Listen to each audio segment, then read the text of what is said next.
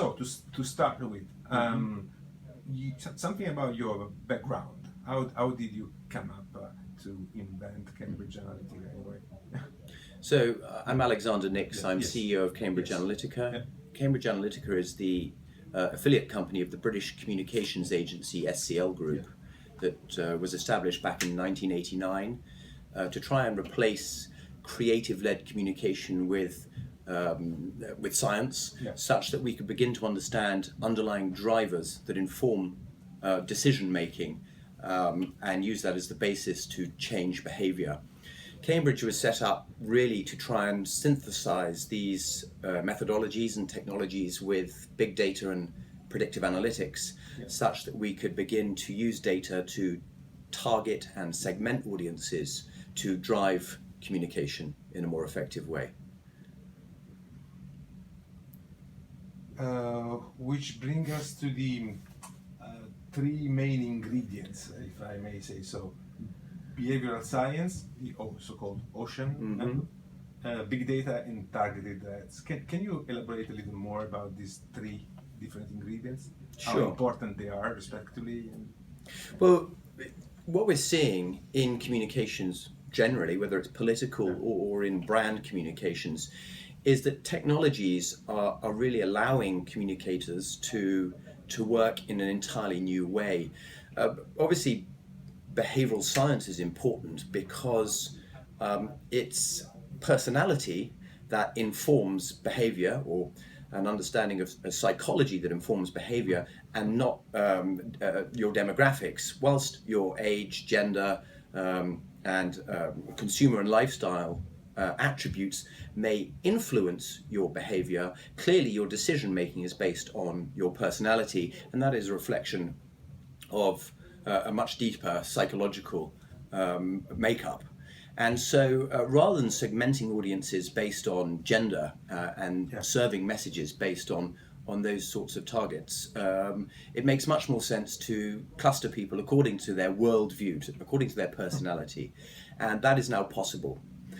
Similarly, what big data allows us to do is to take hundreds or thousands of individual data points on the target audiences to understand exactly what these people care about in minute detail, and we can use that to understand what communications are going to be most relevant to them, such that we don't waste our advertising budget serving them adverts for products and services that they have no interest in or no desire to purchase, but can give them a much richer and more relevant experience by giving them communications on the things that they want to receive information about.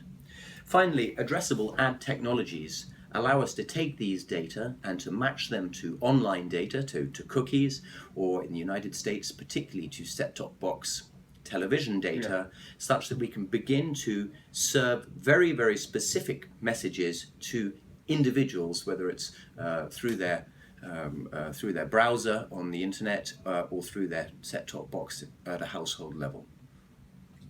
Can you give me some examples of these data points? I've read about you can reach amass as much as 5,000 data points for every individual. Which kind of personal information are we talking about? Well, I think it's important to note that the data nowadays is very freely available, or very commercially available. But that's not to imply that these are very sensitive or intrusive data. This is not health data or financial data. What we're talking about is consumer and lifestyle data. So, for instance, demographics, name, age, what job you have, where you live. We're looking at what shops you visit, what pets you may have, what magazines you read, what clubs you have membership with, what car you drive, and so forth. And it's the aggregation of all these data, none of which are particularly meaningful on their own, but the aggregation of all of them that allows us to have a holistic understanding of the consumer, such that we can begin to understand what they care about. Yeah, it does make a perfect sense to me, but the only part that I didn't get also yesterday night listening to you on TV is that once you got disaggregated data, right? You got many different pieces of information about the person, how that changes the message that you're going to provide, how you are going to tailor the message you want to give to the person using that data. In a very specific case, I mean, if you are Trump, okay? Yeah. Once you know that, first of all, do you know that there is a certain man with a certain name in Texas with that name, and you knock at his door and you customize the message to him when you do the canvassing, or you do that on a more aggregate scale? I mean, that the kind of canvassing and knocking on doors is something that is possible. Mm-hmm. I think, you know, it's more something to do in maybe a smaller state. It wasn't something that we were tasked with on the Trump campaign. Let me address this.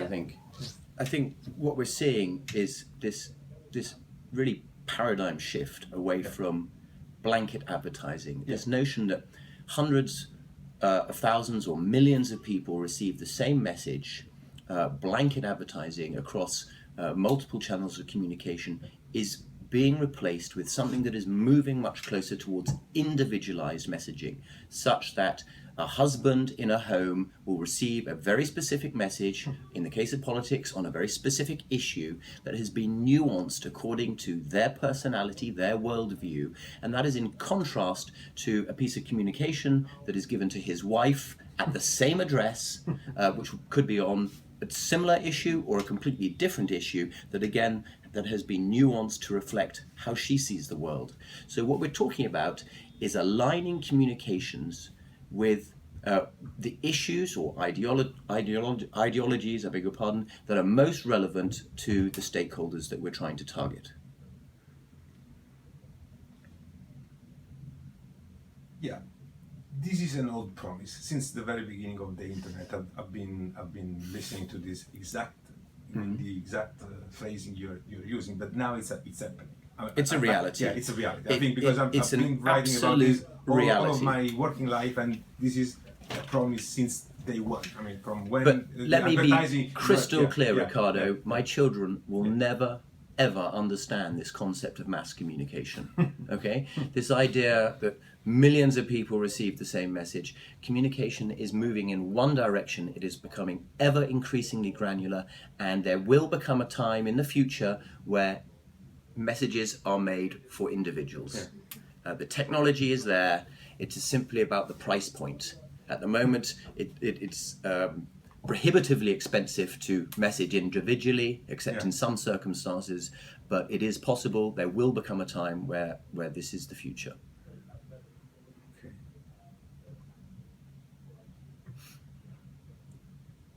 All of this boils down to the concept of micro-targeting. That's what we're talking about.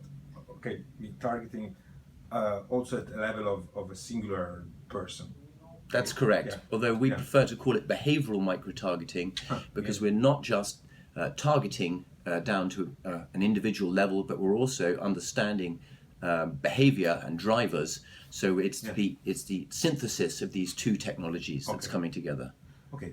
In order to understand these five main traits, now the ocean scale and so on and so forth, how do you do that? You do polls on Facebook or on other social networks. How do you get the behavioral part, the psychological portrait of the person you're going to target? So we've rolled out very large-scale quantitative instruments across the United States using a number of different channels. We've used telephone as well as the internet to drive these surveys in order to reach a broad spectrum of demographics. So we use social media where we post quizzes or surveys that people can then engage with, and their results are then submitted and they're given a profile of their personalities. We've done this for hundreds of thousands of individuals, and we're then able to match the respondents' answers to these questions to the data sets that we have on those individuals, such that we can begin to profile different personality types according to the according to the data and that is relevant to the behavior that we're seeing in their answers to their surveys. I see.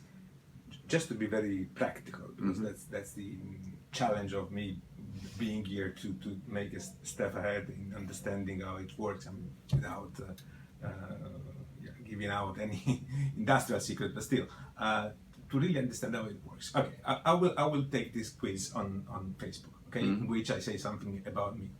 Then you cross-reference that on other database that have data about me because they know that I bought a book about, I don't know, by Naomi Klein, and that tells something about me. That's what you're saying. I mean, cross-referencing that quiz with other data about me that you know.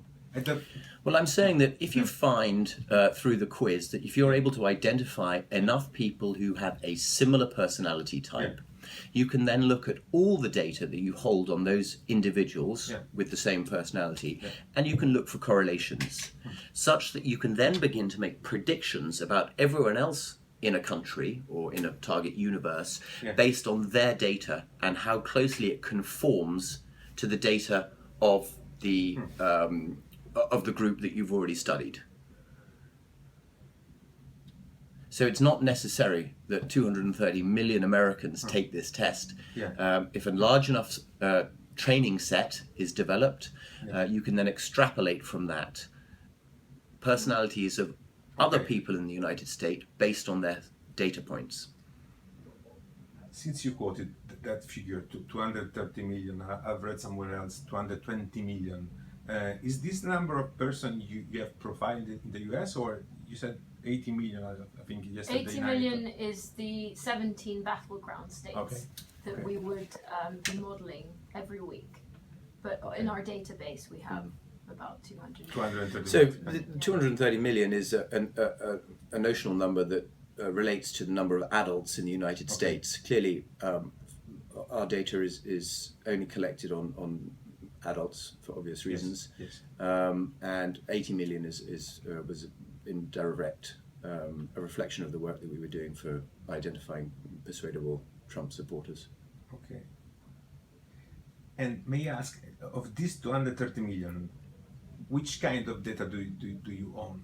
And first of all, do you own those data, or because you bought them from Axiom, Experian, or other big companies who sell those data, or do you take those data from the social network? How do you amass that amount of data?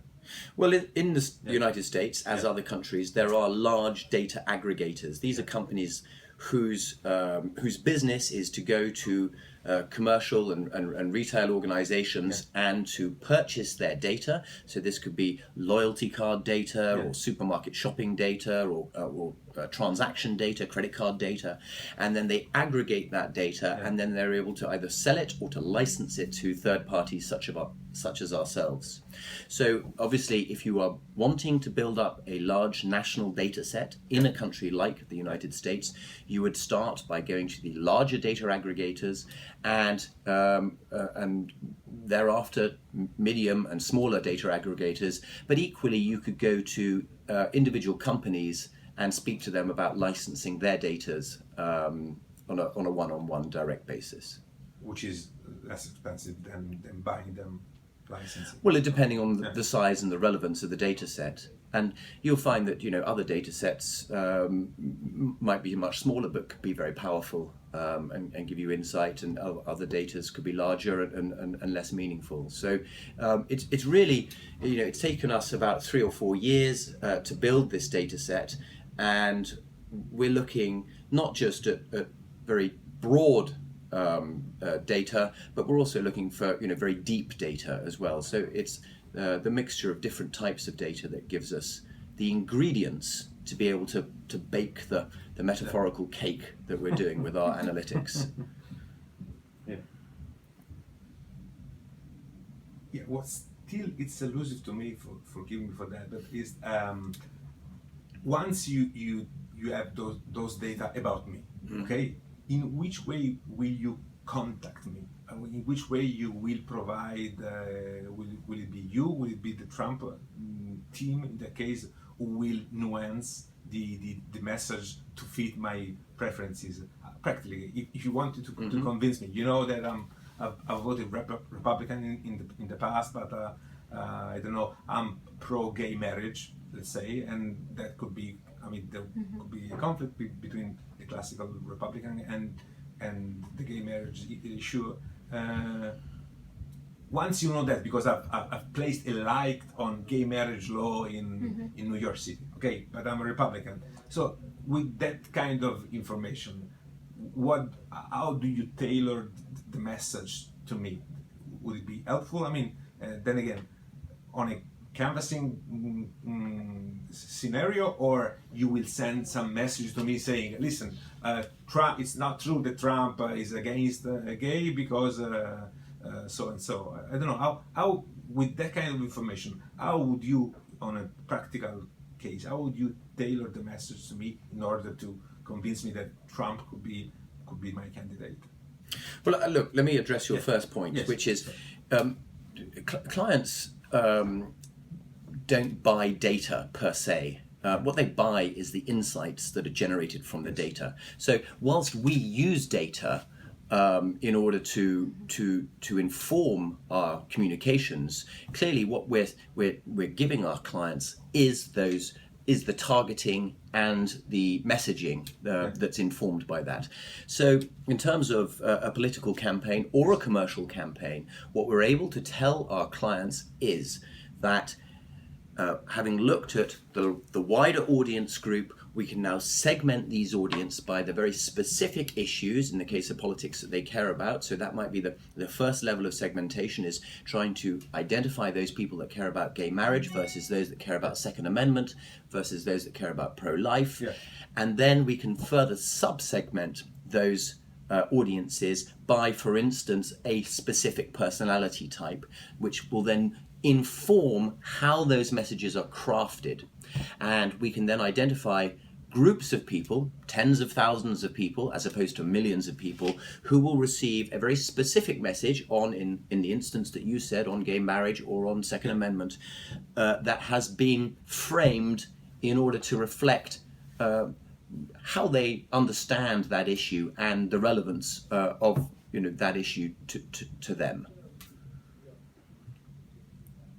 Yes, in that case, you're saying that if you find out that there is a subset of voters who are particularly, they're Republican, but they're sensitive to the gay marriage issue, you frame the message in a way which can be palatable to them, because I don't see the micro-targeting in this case. I mean, it seems that you calculate a subset of people which are sensitive to the gay marriage issue, and then you shoot to them in a way.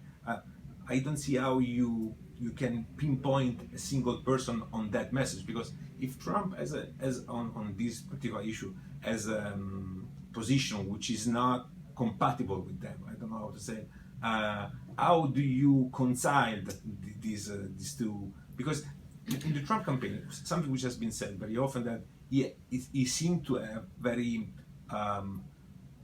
inconsistent message in a way, and someone has said that was the result of you helping him in order to change his position in order to deliver a message which was palatable to that particular subset or to that particular state. I mean, that he in a way he changed a little bit his vision according to the people he was talking to. Does it sound about to you? Does it ring about you?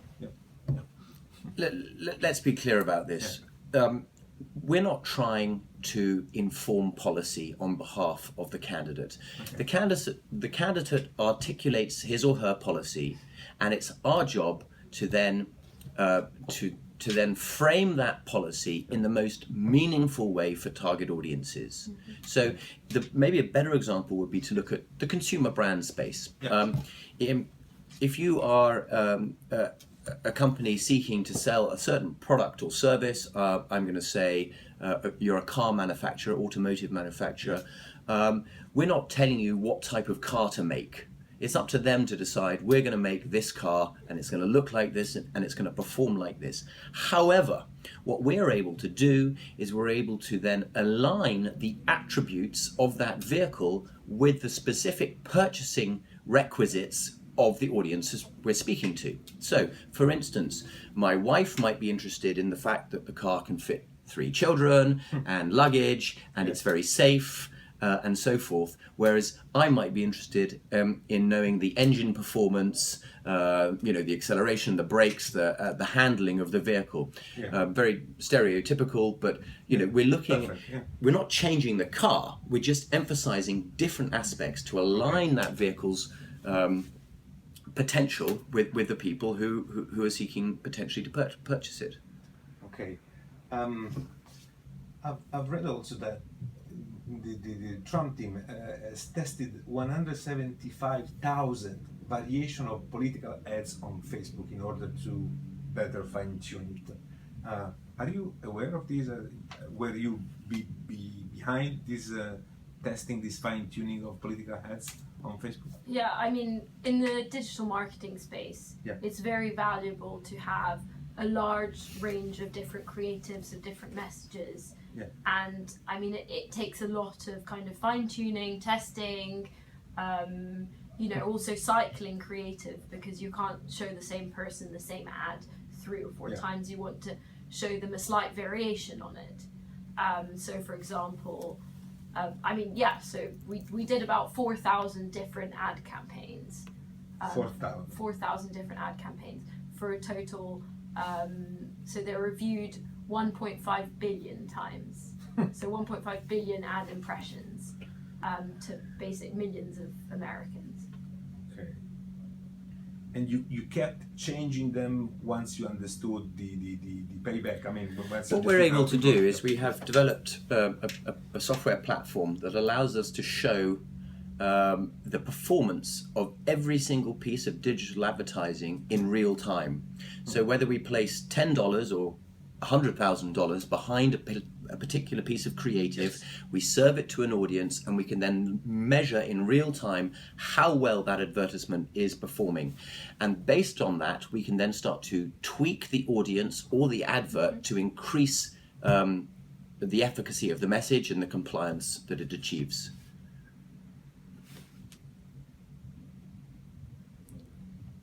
I do understand tweak the message, but I don't understand tweak the audience. How do you? Well, maybe change the configuration of the audience. So instead of serving it to you, we might include you and your wife, or other people who look like you, or whatever it is. Okay.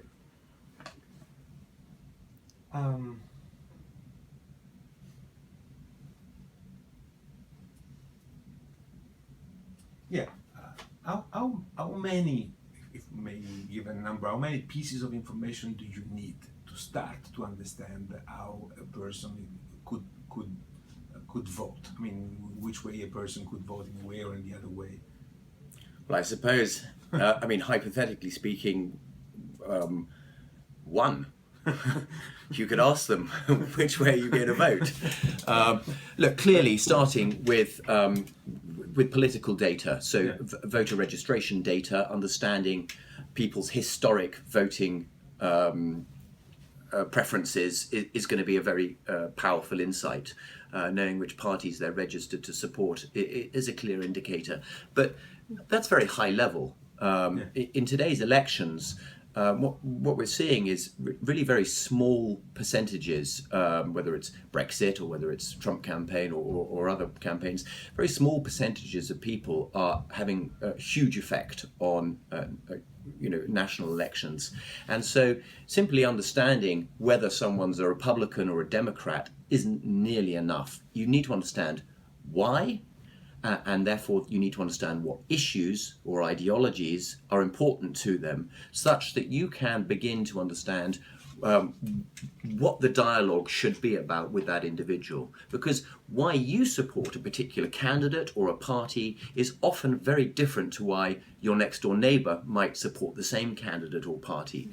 And there's no point speaking to people about that candidate or party unless you can speak about the things that are most relevant to them, whether it's economy versus education versus anything else. And what did you understood about the Trump supporter? why did they support Trump?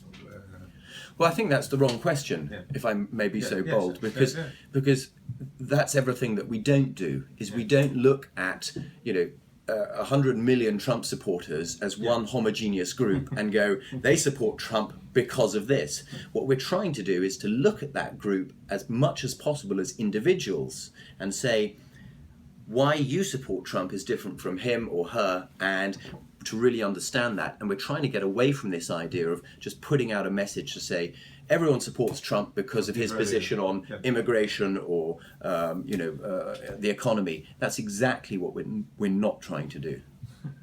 Yeah, let's rephrase it. Let's stick to the 17 battleground states. In a way, it was an economical decision only to focus on that because it was cheaper and more effective. I mean, than taking into account all the 50 states. I mean, why you went only on those? So historically, there are only about 17 states that swing their vote Democrat, Republican, and so obviously logically it's only worth playing in those states. Also because of the electoral college system, it's very important to be strategic to reach the 270 threshold. And so there are big states like Florida. There are states also like New York that have a lot of electoral college votes. But Trump was never really going to be that effective in New York. So we're not going to spend millions of advertising dollars in New York. And was there anything surprising? I mean, focusing on those 17 swing states that you didn't expect from someone who could vote for Trump. I mean, your insights. What, if I may say so? I mean, what was some of your advice that the Trump team didn't even think about? That it was you that said, listen, you should frame the message like this or like that because you haven't understood your people. We are telling you that these people are so and so. Is there some that's a difficult question to answer. I mean, as Federica said, we served hundreds of thousands of different adverts to billions of people, and our research and our data was not just informing advertising communications, whether it was digital, mail, and television, but it was also informing strategy. How much money to spend, where to spend it, where to focus the campaign at different times. So it would be difficult to point to one specific example. This is a very fluid machinery. It's happening the whole time, every single day. We're processing data, we're getting insight. This insight's being fed into the campaign, and it's being used as part of the decision-making process, whether it's at the raising small dollar funds or for allocation of resources, or where to hold a rally or a roadshow event, or for persuasion messaging through advertising. All of these things are being informed by data.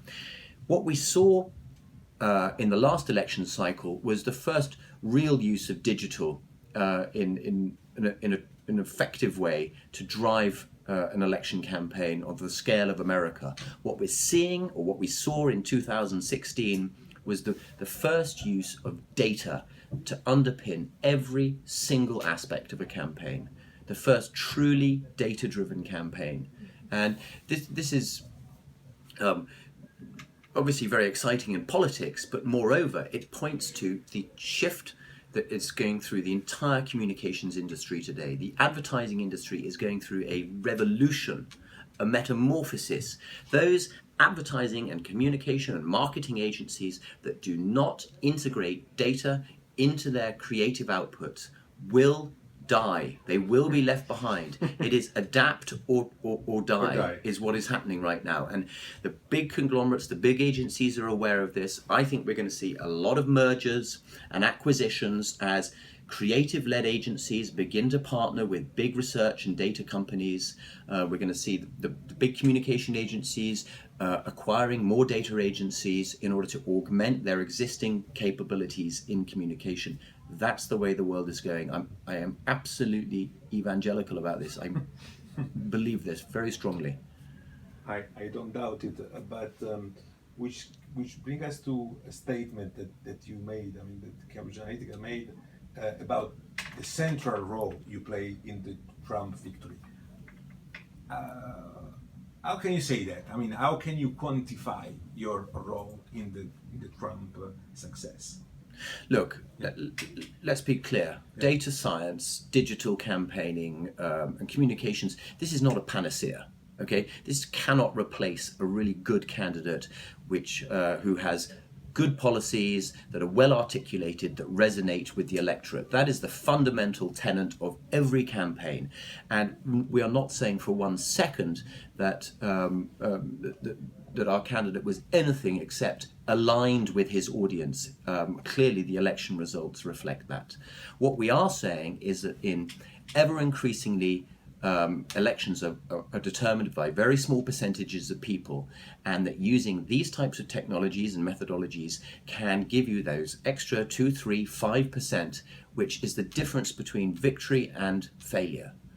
And so in large scaled election campaigns and communication campaigns, getting that extra edge is absolutely vital. And I think that's the point that we were making. Okay, so you quantify it in a percentage which goes from 2 to 5% of extra edge. Can you say that? Well, I don't want to put a number on it, but what I'm not saying is that what I'm saying is it's very clear. Is small percentages make a huge difference. Yes. That's what I'm saying. Yes. Okay. And I mean, we've tested, for example, messaging that is based on traditional notions of partisanship. So, let's target these people who are kind of in the middle. Yes. Or let's target these people that we have modeled as being more accurately undecided or persuadable, as we call them. And there's actually, I mean, in various tests, about a 4% uplift, which is substantial, kind of between these two. And the first approach is targeted, but the second approach is like that bit more accurate. Yeah, which is, as said, the difference between winning and losing. Because 4%, I mean, it's more than enough. I mean, even less than that could have been. Yes, sorry to insist on that once more, but I would want to get out from here with wrapping that. In that case, let's elaborate a little more about traditional targeted messages and your super targeted approach. Okay, once you know something more about, I mean, you had behavioral data, you have much more data points about that cluster. What do you do? How do you approach them? I mean, what's the difference between you and the normal targeted campaign in which I can send, I don't know, ads? What practically, what do you do with those people of whom you know so many information? Yeah, well, I think some examples. Yeah. Practically, you can target the same individual, and based on a different characteristics. So you might be undecided, but very interested in wages, interested in unemployment or the economy, not interested in national security, not interested. So then what you can do is you'll actually target him in those different ways by having him be in lots of different audiences that you're serving. So you have your audience of people who are interested in wages, he will be in that. He'll also be in all of these different audiences. So he's getting a mix of very different specific messages for him. So in the case, let's make the case that he's very interested in wages, he will receive messages which will strengthen the wages part of the message. Exactly. It will be mainly based on, I don't know, Trump's position on wages or Trump's position on unemployment. And we are talking about basically emails here, right? Or ads on social network? Ads on digital media. Yeah, so we're looking both at digital media, some emails. We're looking at direct mail sent to the individual's home. Okay. And we were also involved in helping Trump to use data to drive television buys. So I don't know if you're aware, but in America it's possible to match offline data on audiences to set-top box viewing data. That is data that informs what programs that you are watching on your cable television, such that we can begin to identify the programs that have the highest density of target audience that we're interested in, so we can then place our adverts in those. Okay. Yeah, and so if you have a combination of data-informed linear television, data-driven digital, data-driven direct mail, it means that the same individual can receive very targeted messages through multiple channels to such that they can reinforce each other. Okay. Apart from buying the data from the data sets which are commercially available, do you scrap from social network as well? No, we don't. So obviously, because this has been a point of contention. I mean, well, it's been a point. It's been a point that's was made by a journalist. It was never made by Cambridge Analytica. But as you know, you can't always believe everything that you read in the newspaper. We absolutely and categorically do not take any data from social media, except the responses that we have received to people who willingly participate in our research programs. Okay. And from other open sources, did you get any other?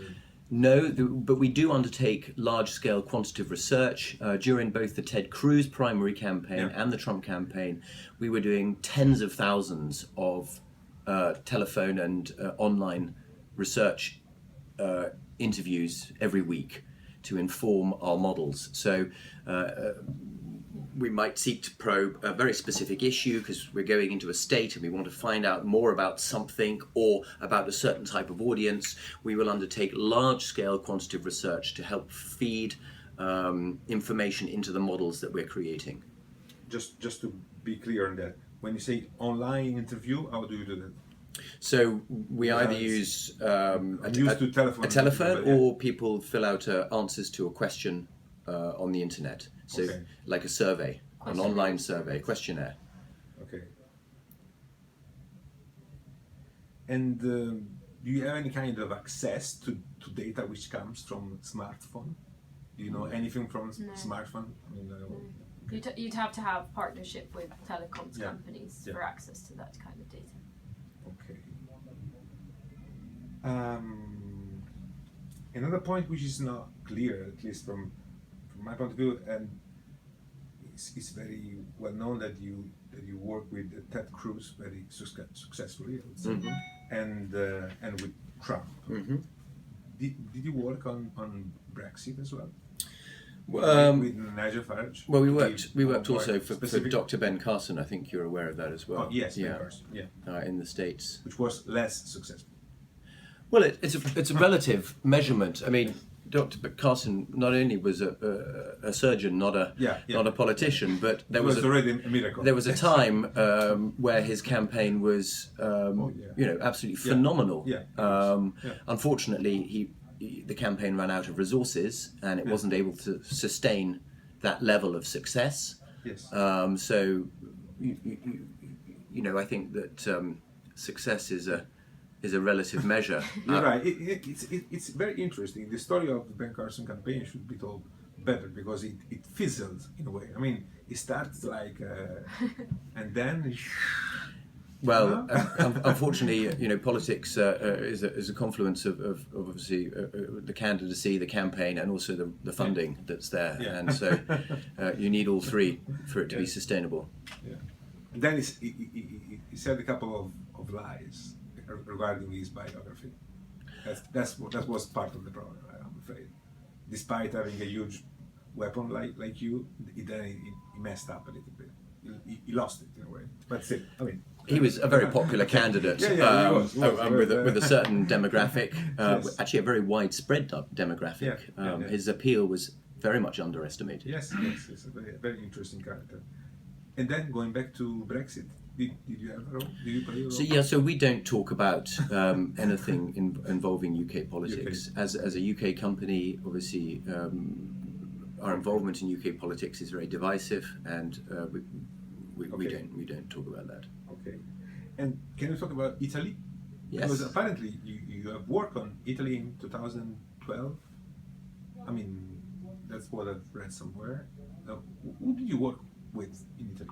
I wasn't actually I wasn't at the company at that time, so I don't know. We've worked on a number of projects in Italy to help politicians and political parties to understand their audiences, to assess the opportunities, and to help formulate, some of the understanding of what might be involved in election campaigning.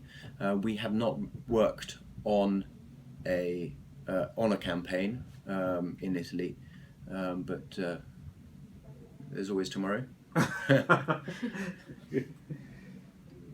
You are not in the position to tell me more about these politicians, because like this is Well, I don't think vague.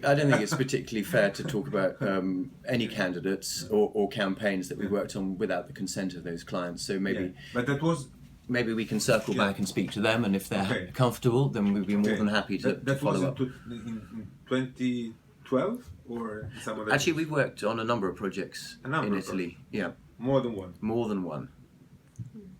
Anyway, with individual politicians, not with a party. With both. Both. Yeah. That's very interesting. You can you try to get their permission to talk about? I would be pleased to try and get their permission. Okay. And did you find more complicated to get data from Italy, because we are not that open country vis-a-vis of data? We don't have any commercial.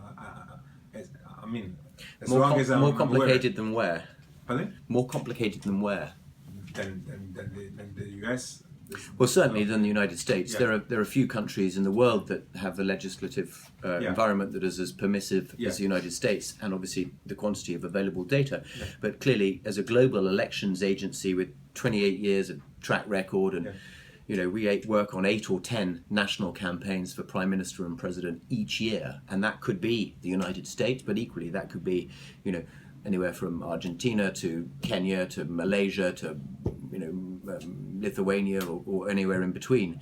My point being that the access of which we can acquire and license data is very dependent on the geography we're involved in, and there's always a way to acquire or license data, even if that means we have to go and collect it ourselves. Obviously with the permission of the participants. But what's more important is the relative costs associated with different types of data collection, whether you're able to buy it off the shelf per se, or whether you have to go and find it.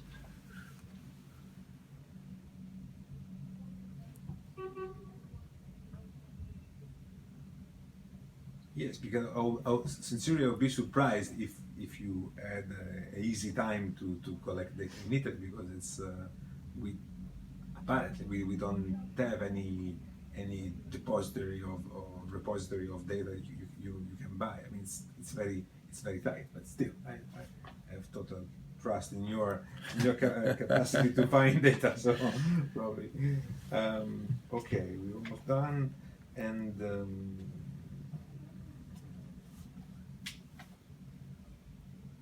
Yeah, why the Clinton team wasn't as good as you were? Because they were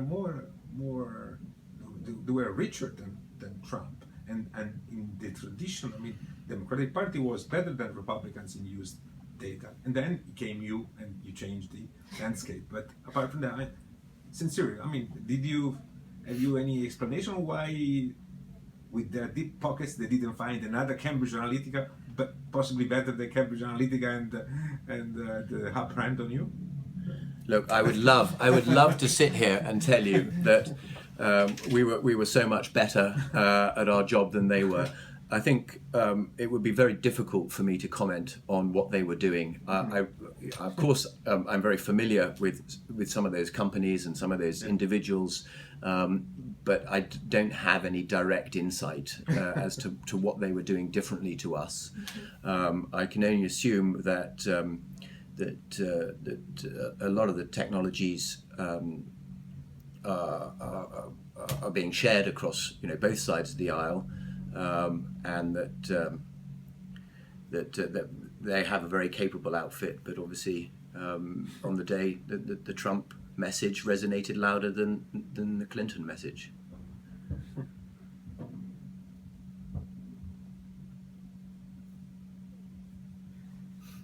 Which brings us to the let's call it the moral part of the interview. I mean, are you completely neutral vis-a-vis of your clients? Does it make any difference for you if you support the client or another one? I mean, they are clients, so.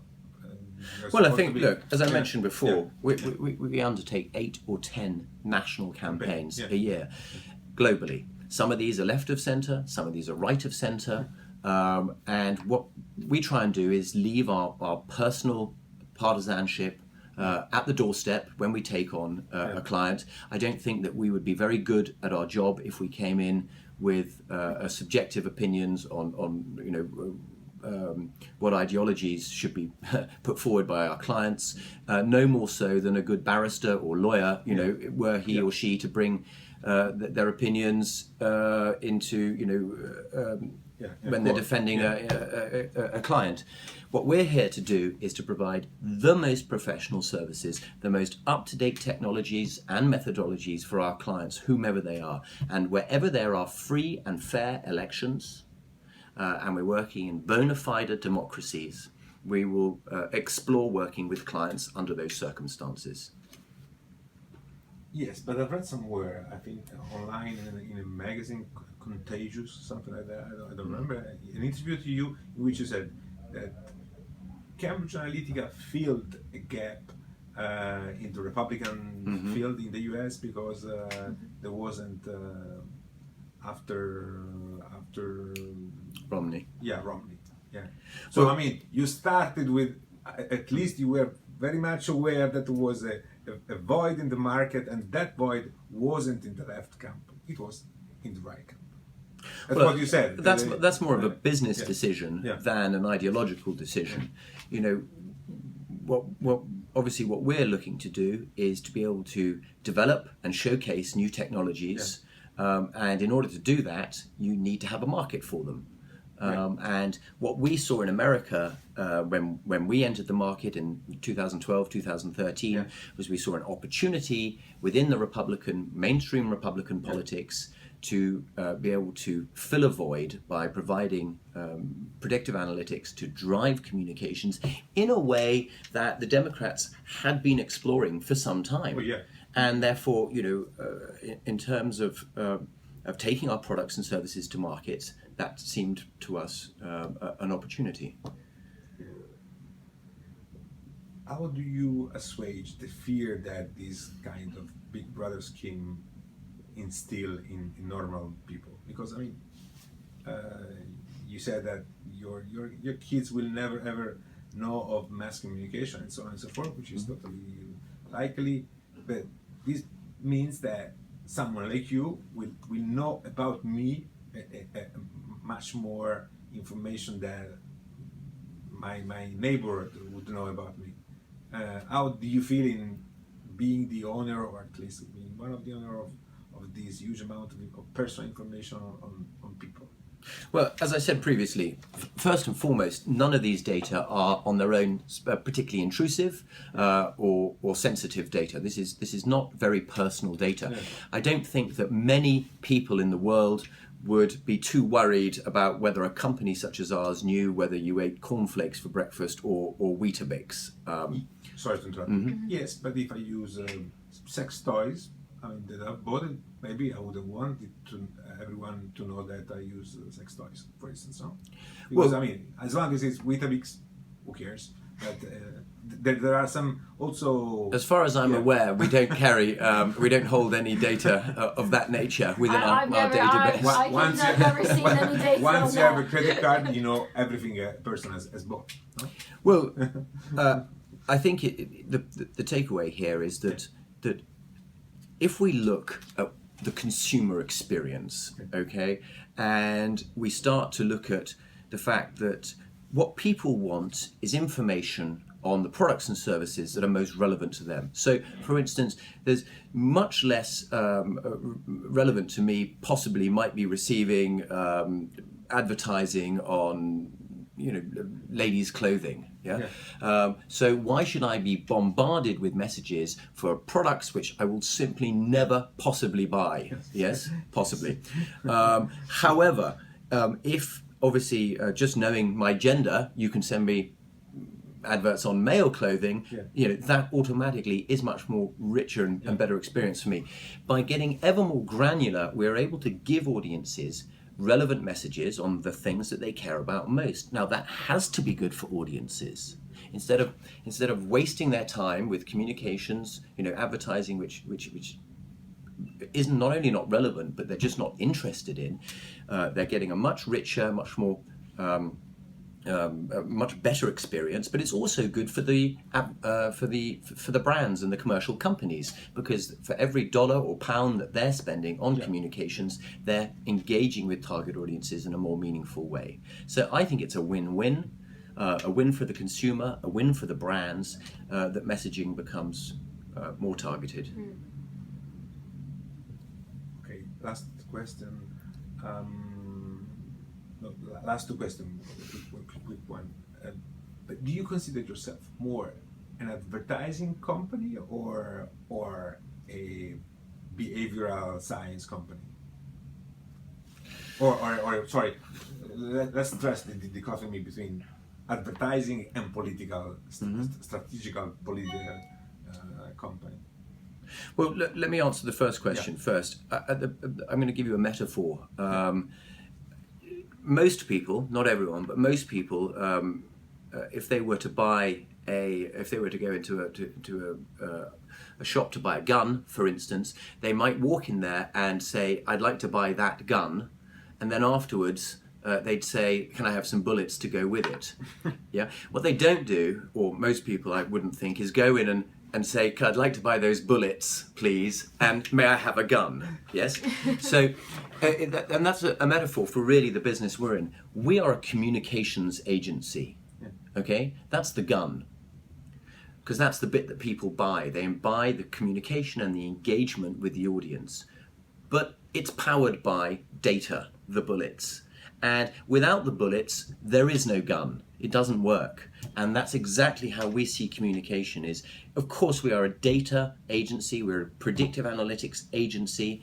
But people don't buy data per se. They buy the insight that is derived from the data. It is the insight that drives the communications. And that is what people is buying. But without the bullets, we have no business. Okay. And the very last one is, do you think that in the next election, TV would be practically useless? I mean, TV campaign? No, I don't. Actually, not at all. Your experience. Quite the opposite.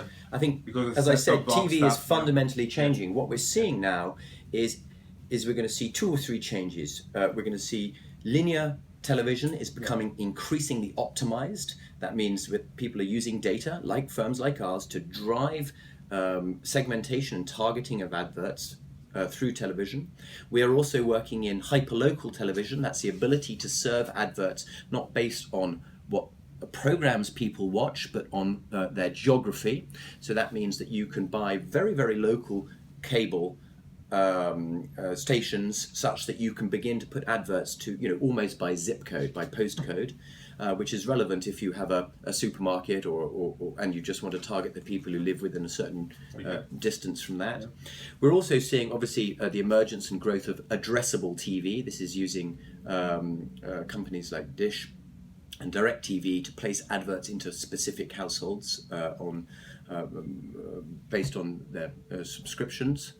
So I think we're going to see a growth in in that side of television. We're also going to see an increasing linkage between different channels. So audiences will be targeted through television, but the same audiences will be targeted through the internet, and you'll receive an advert on TV, and then you'll receive simultaneously corresponding adverts through digital and email.